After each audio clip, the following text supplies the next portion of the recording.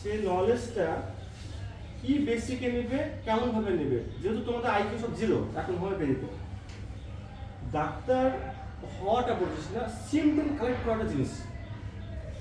বাইরে যত বড় বড় ডাক্তার আছে, ওরা এত ফেমাস কেন? সবাই তো ওষুধ সম্বন্ধে জানে, আর্নিকার কি কাজ, বেলাডোনার কি কাজ, এভরিথিং। কিন্তু কোন সময়ে আর কোন অসময়ের ক্ষেত্রে কোনটা প্রয়োগ করতে হবে, যে সিলেক্ট করতে হবে সে হচ্ছে পারফেক্ট ডাক্তার। কেউ কেউ বিজনেস করে, অ্যাস্ট্রয়েড প্রয়োগ করে। আমরা বিজনেসের টপিক্সে যাব না, আমরা শিখবো, ভালোভাবে জ্ঞান অর্জন করব। হোমিওপ্যাথি কি, ইলেকট্রো হোমিওপ্যাথি কি, এই নলেজটা আমাদের প্রথম তৈরি করতে হবে। হোমিওপ্যাথি যেটা আছে সেটা একটা হচ্ছে থটস, হোমিও একটা নাম, মাধ্যম, প্যাথি হচ্ছে দ্বারা, তো এই হোমিওপ্যাথি যে থটস বা মাধ্যম, ঠিক আছে, ওটা দাও। এই থটস বা মাধ্যমটা আমাদেরকে ভালোভাবে জানতে হবে। মেইনলি হচ্ছে থটস। তাহলে আজকে আমরা যেটা পড়তে এসেছি যে ইলেকট্রো হোমিওপ্যাথি আমরা কলেজে পড়ছি, কিন্তু হোমিওপ্যাথি এই হচ্ছে হোমিওপ্যাথি যেটা হচ্ছে কলকাতাতে সল্টলেক ছাড়া কোথাও আর হবে না, কোর্সটা হবে না। আমরা যে বায়োকেমিকটা পড়ি, বায়োকেমিক হোমিওপ্যাথির একটা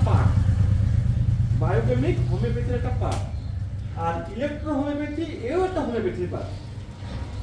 এই যে হোমিওপ্যাথি যেটা রয়েছে সেটা হচ্ছে হ্যানিম্যান, শুধু শুনো, শিখো ভালোভাবে, জ্ঞানটা নলেজ তৈরি করো। এই হ্যানিম্যান প্রবক্তা, আর ইলেকট্রো হোমিওপ্যাথির প্রবক্তা হচ্ছে ডক্টর মেটি। হ্যাঁ, শুধু মনে রাখতে হবে, কাউন্ট সিজার মেটি। এই মেটি সাহেব কি করে, ইলেকট্রো যে হোমিওটা, এই মেটি সাহেব কিন্তু হ্যানিম্যানের স্টুডেন্ট। কার স্টুডেন্ট? হ্যানিম্যানের স্টুডেন্ট আছে এই মেটি সাহেব।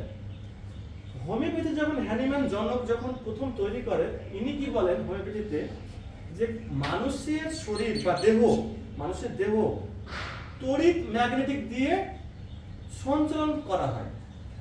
আমার যদি এখানে গাডার বেঁধে দিই, তাহলে হাতে কিন্তু ব্লাড সার্কুল হবে না, এই হাত ফুলে যাবে। এই ব্লাড সার্কুল যে ভেনের মধ্যে হচ্ছে, ওখানে একটা কিন্তু তড়িৎ প্রবাহিত হচ্ছে, যে তড়িৎটা হচ্ছে আধ্যাত্মিক তড়িৎ।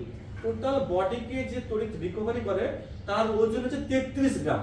একটা মানুষ যখন মারা যায়, তখন তার দেহের ওজন থেকে রুহুর ওজন বা আত্মার ওজন হচ্ছে 33 গ্রাম, শুধুমাত্র 33 গ্রাম। তো এই 33 গ্রাম হচ্ছে ম্যাগনেট বা তড়িৎ, যা পজিটিভ এবং নেগেটিভ ধনাত্মক রূপান্তর